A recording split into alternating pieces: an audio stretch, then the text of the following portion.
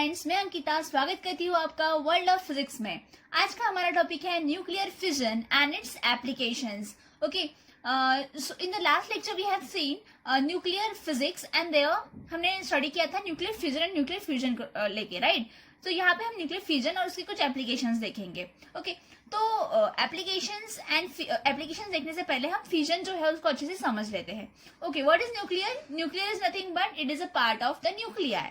Okay, जो हमारा atom होता है उसके बीच में होता है न्यूक्लियस, और न्यूक्लियस के अंदर क्या होता है? Protons and neutrons. ये मैंने पहले भी आपको एक्सप्लेन किया है, लेकिन फिर भी यहाँ पे देख लेते हैं। ओके, तो न्यूक्लियस जो है उसके अंदर होता है प्रोटॉन्स एंड न्यूट्रॉन्स।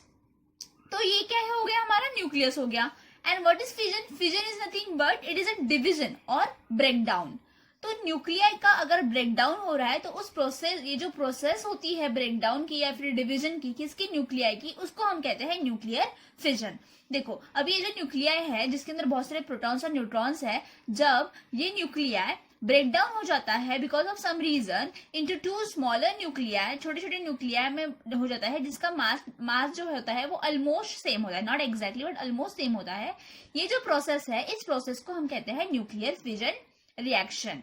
ओके, ये जो अभी देखो इसमें जो स्मॉलर न्यूक्लियाई बने हैं, ओके, ये किसका पार्ट रहेंगे? It is a part of this nuclear fission. और ये जो प्रोसेस है ये और कंटिन्यू होते रहेंगे, ये हम और डिटेल्स में देखेंगे आगे। ओके, बेसिकली इसका जो बेसिक मीनिंग है वो आपको समझ में आ गया। न्यूक्लियर फिजन यानी क्या है? It is a breakdown of a bigger nuclei into a smaller nuclei. अच्छा, ये भी ध्यान में रखना है आपको कि ये जो न्यूक्लियाइज होते हैं ये ब्रेकडाउन क्यों होते हैं? ये जो स्मॉलर हमारे न्यूक्लियाइज रहेंगे, जैसे हाइड्रोजन का न्यूक्लियाई है या फिर हीलियम का न्यूक्लियाई है, वो इजिली ब्रेकडाउन नहीं होते क्योंकि वो बहुत ज्यादा स्टेबल होते हैं। लेकिन क्या होता है, जैसे जैसे मास नंबर बढ़ता है, मतलब जैसे जैसे किसी भी एलिमेंट्स का मास नंबर बढ़ते जाता है, जैसे जब हम एंडिंग के इसमें जाते हैं, बड़े बड़े मास नंबर वाले जब हम न्यूक्लियाई देखते हैं तो वो अनस्टेबल होते हैं। तो उसको स्टेबल होने के लिए, अपनी एनर्जी को मेंटेन करने के लिए, इसलिए वो क्या करते हैं? ब्रेकडाउन होते हैं। और ये जो इनकी ब्रेकडाउन की प्रोसेस है, न्यूक्लियर फिजन की प्रोसेस है, इसमें बहुत सारी एनर्जी जो है वो भी रिलीज होती है, और वही एनर्जी है जिसको हम यूज करते हैं हमारे एप्लीकेशंस के प्रोसेस में। ओके, तो देखते हैं। सबसे पहले बेसिकली देख लेते हैं यहाँ पे कि हमारा जो एलिमेंट्स होते हैं उन एलिमेंट्स को हम किस तरह से रिप्रेजेंट करते हैं। ओके, एक एग्जांपल लेते हैं। जैसे हाइड्रोजन हमारा एक एलिमेंट है, it is a first element. Okay, so hydrogen जो है उसका सिंबल है H। तो अगर हमें इसका सिंबॉलिक रिप्रेजेंटेशन करना है in the terms of atomic number and mass number, तो कैसे करेंगे? ओके, हाइड्रोजन का एटॉमिक नंबर हमें पता है कितना होता है? 1 होता है। ओके, और मास नंबर कितना होता है उसका? That is also 1। तो याद में रखना है हमेशा, उसका हम सिंबल लिखेंगे, नीचे उसका एटॉमिक नंबर रहेगा। क्या रहेगा नीचे? एटॉमिक नंबर, और ऊपर में उसके हेड के ऊपर क्या रहेगा? Atomic mass number. Okay, this is the representation. इस तरह से हम किसी भी एलिमेंट का रिप्रेजेंटेशन करते हैं, सिंबॉलिक रिप्रेजेंटेशन करते हैं। ये स्टैंडर्ड फॉर्म है। Okay, alright. अभी देखते हैं, हमने जो न्यूक्लियर फिजन देखा, इसका एप्लीकेशन कहाँ पे होता है? ओके, तो ये जो न्यूक्लियर फिजन है इसको हम यूज करते हैं बहुत सारे डिफरेंट जगह पे। जैसे हम न्यूक्लियर पावर प्लांट्स में इसका बहुत ज्यादा यूज होता है। इवन जो हमने न्यूक्लियर वेपन्स देखे थे, न्यूक्लियर वेपन्स बनाने में, न्यूक्लियर बॉम्ब्स बनाने में भी इसका यूज होता है। मतलब इसमें से जो मैंने कहा ना, इसमें ये जो प्रोसेस है, इस प्रोसेस में बहुत सारी एनर्जी निकलती है। उसी एनर्जी के हेल्प से हम इलेक्ट्रिसिटी प्रोड्यूस करते हैं, और उसी एनर्जी के हेल्प से जो न्यूक्लियर बॉम्ब्स है उनको, या न्यूक्लियर वेपन्स है उनको भी बनाया जाता है। क्योंकि जो एनर्जी होती है वो ट्रेमेंडस एनर्जी होती है, बहुत हाई एनर्जी होती है। ओके, तो यहाँ पे हम देखने वाले हैं कि हम इस न्यूक्लियर फिजन के प्रोसेस से किस तरह से एनर्जी प्रोड्यूस करते हैं। मतलब एनर्जी तो प्रोड्यूस होती है, किस तरह से हम इलेक्ट्रिसिटी प्रोड्यूस करते हैं। तो as I told you before also कि हमारे इंडिया में 7 न्यूक्लियर पावर प्लांट्स है। ओके, तो उन पावर प्लांट्स में क्या होता है? इलेक्ट्रिसिटी प्रोड्यूस की जाती है। ओके, लेकिन इलेक्ट्रिसिटी प्रोड्यूस कहाँ पे होती है? It is produce in the nuclear reactors. Okay, तो सी एक मुंबई में भाभा एटॉमिक रिसर्च सेंटर है। ओके, वहां पे हम क्या प्रोड्यूस करते हैं? It is one of the first power plant of India. यहाँ पे न्यूक्लियर रिएक्टर्स होते हैं, और उन न्यूक्लियर रिएक्टर के अंदर बनाई जाती है electricity. What is nuclear reactor? Nuclear reactor क्या है? तो इट इज अ मशीन, एक मशीन है जो क्या जनरेट करती है? इलेक्ट्रिसिटी को जनरेट करती है बहुत लार्ज स्केल पे। किसके हेल्प से करती है? एटॉमिक एनर्जी के हेल्प से। और ये एटॉमिक एनर्जी आती कहाँ से है? ये आती है न्यूक्लियर फिजन के प्रोसेस से। ओके, ध्यान में रखो कि जो भाभा एटॉमिक रिसर्च सेंटर, ये सबसे पहला रिसर्च सेंटर है हमारे, पावर प्लांट है हमारे इंडिया का। और इसमें एक जो न्यूक्लियर रिएक्टर है जिसका नाम है Apsara. Apsara is a first nuclear reactor, right. अभी देखते हैं ये न्यूक्लियर रिएक्टर जो है ये एक्चुअली इलेक्ट्रिसिटी जो है वो कैसे प्रोड्यूस करते हैं। लाइक इलेक्ट्रिसिटी हमारे घर में तो रोज ही आती है, राइट।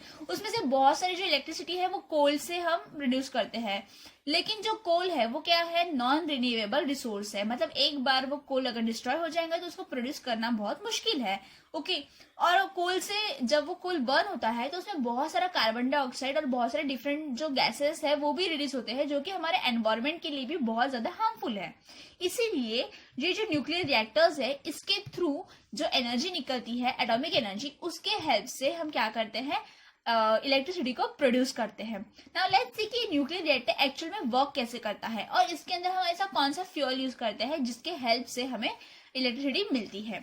तो यहाँ पे जो फ्यूल यूज होता है, जैसे हम नॉर्मली कोल यूज करते हैं, coal is also one kind of fuel. तो इसके न्यूक्लियर रिएक्टर्स के अंदर ये जो मशीन है इसके अंदर जो फ्यूल यूज होता है वो होता है यूरेनियम। और यूरेनियम को हम लिखते हैं यू से, उसका सिंबल क्या है? यू। मैंने अभी आपको बताया था हम रिप्रेजेंटेशन कैसे करते हैं। तो देखो ये क्या हो गया? उसका सिंबल हो गया। जो आपको नीचे दिख रहा है वो क्या हो जाएगा? उसका एटॉमिक नंबर। और जो ऊपर के उसमें हेड में जो दिख रहा है ये क्या हो गया? उसका मास नंबर। तो देखो यूरेनियम का मास नंबर बहुत ज्यादा है।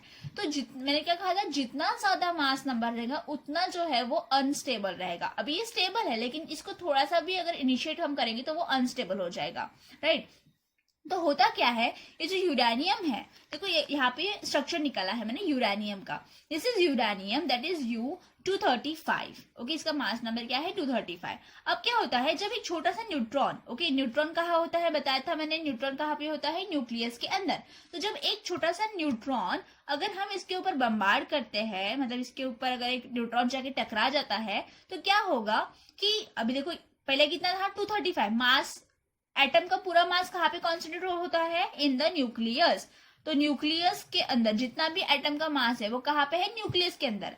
जितने प्रोटॉन्स है और जितने न्यूट्रॉन्स है दोनों को मिलके बनता है उसका mass number. Number of protons plus number of neutrons is equals to mass number of the nuclei. Okay, तो क्योंकि यूरेनियम का मास नंबर 235 है, इसका मतलब इसके अंदर प्रोटॉन्स और न्यूट्रॉन्स का एडिशन मिलके जो होगा वो हो जाएगा आपका 235, उसका मास नंबर बराबर है। अभी अगर एक न्यूट्रॉन इस पे आ जाएगा तो क्या हो जाएगा? इसका मास नंबर 1 से बढ़ जाएगा क्योंकि एक न्यूट्रॉन एक्स्ट्रा हो गया। इसलिए यूरेनियम का मास नंबर कितना हो गया? 236। जैसे इसका मास नंबर 236 हुआ वो क्या हो जाएगा? अनस्टेबल हो जाएगा। ओके, तो देखो ये जो हमारा यूरेनियम था वो अभी धीरे धीरे स्प्लिट होने के प्रोसेस में है। मतलब ये क्या कर रहा है? डिवाइड कर रहा है, मतलब ब्रेक डाउन हो रहा है। ओके, जब ये ब्रेक डाउन हो रहा है और या फिर जब भी ये न्यूट्रॉन भी बम्बार्ड हुआ तो यहाँ पे बहुत सारी एनर्जी निकली बम्बार्डेशन के प्रोसेस में। यहाँ पे भी देखो जो येलो कलर में मैंने दिखाई है क्या है? इट इज द एनर्जी जो रिलीज हो रही है, बहुत हाई एनर्जी। फिर क्या हो जाता है यहाँ पे ये जो बम्बार्डेशन है इसके वजह से क्योंकि अनस्टेबल हो गया है तो ये हो जाता है स्प्लिट दो अलग अलग स्मॉलर न्यूक्लियाई में। इस प्रोसेस को हम क्या कहेंगे? न्यूक्लियर फिजन की प्रोसेस। यहाँ पे ये जो दो न्यूक्लियाइज बने हैं स्मॉलर न्यूक्लियाई, उनका नाम क्या है? Kr for krypton and Ba for barium. तो क्रिप्टॉन 92 हमें मिला एक, और क्या मिला है? बेरियम 141। और देखो यहाँ पे लॉट्स ऑफ एनर्जी रिलीज होती है। ये जो एनर्जी है ये बहुत ज्यादा होती है, बहुत ज्यादा हीट जो है यहाँ से बाहर निकलती है इन दिस प्रोसेस। और साथ में क्या निकल रहा है? फिर से 3 न्यूट्रॉन्स निकल रहे हैं। ओके, ये जो पूरी प्रोसेस है इसमें क्या हो रहा है? 3 न्यूट्रॉन्स फिर से निकल रहे हैं। अगर ये जो 3 न्यूट्रॉन्स है इनको फिर से किसी यूरेनियम के जाके अगर ये स्ट्राइक करेंगे तो ये प्रोसेस ऐसे ही कंटिन्यू ओके, तो ये जो हमारी न्यूक्लियर रिएक्शन की प्रोसेस है, फ्यूजन की जो प्रोसेस है, उस प्रोसेस में ये जो चेन रिएक्शन है मतलब ये कंटिन्यू चलते रहती है, तो इसको कंट्रोल करना बहुत ज्यादा इंपॉर्टेंट हो जाता है। ओके, वरना अगर ये कंट्रोल में रहेंगे तो इससे बहुत ज्यादा एक्सीडेंट्स होने के भी चांसेस होते हैं। तो कंट्रोल करने के लिए कुछ प्रिकॉशंस लिए जाते हैं न्यूक्लियर पावर प्लांट्स में, किसके फॉर्म में, in the form of moderator and controller. Moderator क्या है, इट इज अ ग्रेफाइट और हेवी वाटर, हेवी वाटर या फिर ग्रेफाइट का यूज किया जाता है, किसके लिए, reducing the speed of neutrons, मतलब जो न्यूट्रॉन क्या काम क्या होता है, बम्बार्ड करना, किसके ऊपर, यूरेनियम के ऊपर, जो भी आपका फ्यूल है उसके ऊपर।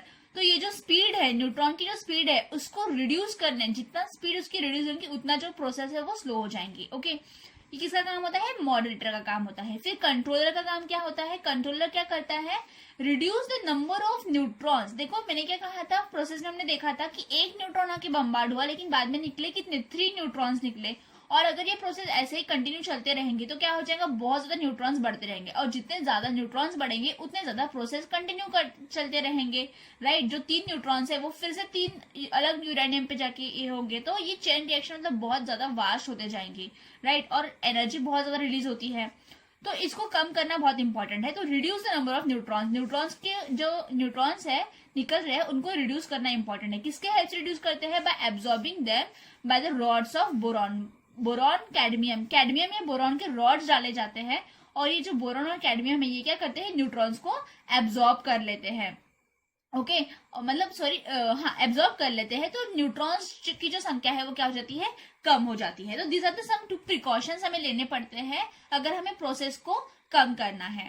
तो ये जो प्रोसेस होगी, राइट, लेकिन एग्जैक्टली इलेक्ट्रिसिटी प्रोड्यूस कैसे होती है, तो देखते हैं how the electricity is generated. Okay, हमने देखा कि न्यूक्लियर रिएक्टर वर्क कैसा करता है, लेकिन अभी क्या देखा हमने कि उसके फ्यूजन हो गया, 2 न्यूक्लियर बन गए, और जो न्यूट्रॉन्स है वो भी बढ़ गए, राइट। उनको कंट्रोल कैसे करना है वो भी देख लिया।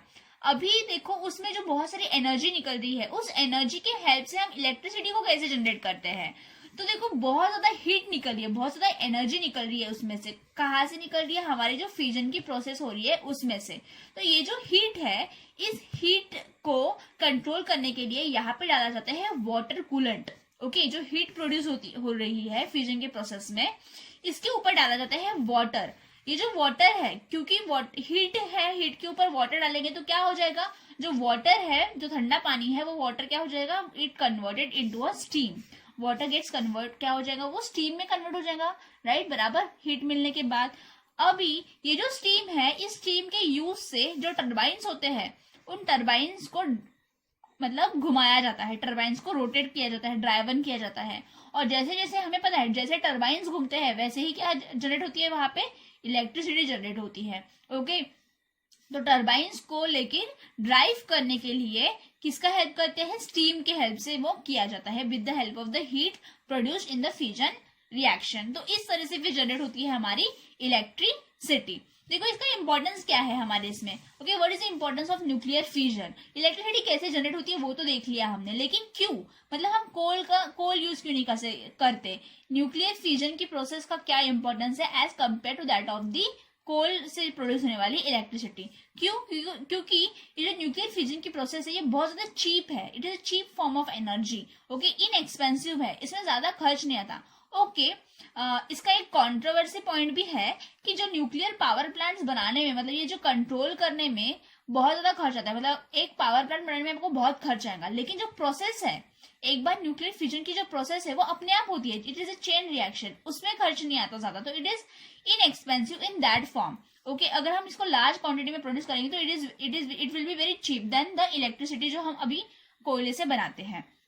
दूसरा, environment friendly compare to other types of energy. जो कोल की जो एनर्जी है उसमें से बहुत सारा कार्बन डाइऑक्साइड गैसेस निकलते हैं और बहुत सारे डिफरेंट सल्फर डाइऑक्साइड गैसेस भी निकलते हैं, राइट, जो हम दूसरे फॉसिल फ्यूल्स को यूज करते हैं, लेकिन ये जो है यहाँ पे कार्बन रिलीज नहीं हो रहा है। ओके, तो इसलिए एनवायरमेंट फ्रेंडली है, क्योंकि हमें पता है अभी एनवायरमेंट पे ध्यान देना, क्लाइमेट वेदर पे ध्यान रखना बहुत ज्यादा इंपॉर्टेंट है, तो इसलिए ये एक इंपॉर्टेंट पॉइंट हो जाता है न्यूक्लियर एनर्जी का। दूसरा, लो अमाउंट्स ऑफ फ्यूल, हमें फ्यूल की ज्यादा जरूरत नहीं है, छोटे से, मतलब एक यूरेनियम के इससे हमें बहुत ज्यादा लॉट ऑफ एनर्जी मिल रही है, राइट, तो एक्सट्रीम लेवल ऑफ एनर्जी हम प्रोड्यूस कर सकते हैं बिल्कुल स्मॉल क्वांटिटी ऑफ यूरेनियम के हेल्प से। लेकिन जैसे इसके इंपॉर्टेंस है वैसे इसके कुछ ड्रॉबैक्स भी है। क्या इट इज एक्सीडेंट और सेफ्टी पर्पज के लिए इट इज वेरी डेंजरस, क्योंकि एक्सीडेंट्स होने के चांसेस बहुत ज्यादा होते हैं। और दूसरा है न्यूक्लियर वेस्ट, इसमें से जो न्यूक्लियर वेस्ट जनरेट होता है वो भी हमारे लिए बहुत ज्यादा हार्मफुल होता है। तो ये अगर ये दो हम चीजें इग्नोर करें या फिर इन पे अगर हम कोई सोल्यूशन निकाले तो इनका जो इम्पोर्टेंस है वो बहुत ज्यादा हमें यूजफुल रह सकता है। Now the last part of our lecture is that is, did you know, it is a very interesting part, okay? देखो, did you know that कि 1 ग्राम ऑफ यूरेनियम जो है it is equivalent to 1 megawatts of energy. मतलब हम सिर्फ और सिर्फ 1 ग्राम uranium से 1 मेगावाट ऑफ एनर्जी को प्रोड्यूस कर सकते हैं, ओके? अगर इसका हम कंपैरिजन करें कोल के साथ या फिर फ्यूल के साथ, तो देखो क्या हमें 1 मेगावाट ऑफ एनर्जी को प्रोड्यूस करने के लिए ऑलमोस्ट 3 टन्स ऑफ कोल की जरूरत होती है, okay? 3 tons, okay? It is so large amount, इतना सारा कोयला लगेगा हमें सिर्फ 1 मेगावाट एनर्जी को प्रोड्यूस करने के लिए। लेकिन यूरेनियम का सिर्फ 1 ग्राम ही काफी है। वैसे ही फ्यूल कितना लगेगा हमें, 600 गैलन्स ऑफ फ्यूल ऑयल लगेगा अगर हमें 1 मेगावाट ऑफ एनर्जी को प्रोड्यूस करते हैं। Can you imagine this, okay? और अगर हम ये कोल और फ्यूल ऑयल को यूज करते हैं तो 1/4 टन ऑफ कार्बन डाइऑक्साइड जो है, इतना कार्बन डाइऑक्साइड निकलेगा उसमें से। दूसरा इंटरेस्टिंग फैक्ट देखते हैं, न्यूक्लियर एनर्जी जो है produce more electricity on the less land. मतलब अगर हमें न्यूक्लियर एनर्जी के थ्रू अगर हम इलेक्ट्रिसिटी प्रोड्यूस करते हैं तो बहुत कम जगह में, मतलब हमें ज्यादा जगह नहीं लगेगी इलेक्ट्रिसिटी को प्रोड्यूस करने के लिए। लेकिन अगर हम विंड फार्म्स, जो विंड एनर्जी के थ्रू भी हम इलेक्ट्रिसिटी जनरेट करते हैं, अगर हम विंड फार्म्स की बात करें तो हमें न्यूक्लियर एनर्जी के लिए जितना लैंड लगेगा उससे 360 टाइम्स ज्यादा लैंड लगेगा उतनी ही एनर्जी प्रोड्यूस करने के लिए, उतनी ही इलेक्ट्रिसिटी प्रोड्यूस करने के लिए। और अगर हम सोलर फोटोवोल्टाइक प्लांट्स की बात करें तो हमें न्यूक्लियर एनर्जी के कंपैरिजन में 75 टाइम्स मोर लैंड लगेगा, okay? So can you imagine this, पहले ही हमारे इंडिया में लैंड की कमी है, पॉपुलेशन बहुत ज्यादा बढ़ रहा है, तो अगर इतना ज्यादा हमें लैंड की अगर हम बात करें तो अगर हम, हाँ, it is very good, nuclear energy के कंपैरिजन में सोलर एनर्जी अगर यूज कर रहे तो ये बहुत ज्यादा अच्छी है। लेकिन हमारे पास इतना लैंड भी तो अवेलेबल नहीं है कि हम इतने ज्यादा बड़े सोलर प्लांट्स जो है उनको बना सके। Okay, so let's see what happens. Okay, thank you so much for watching.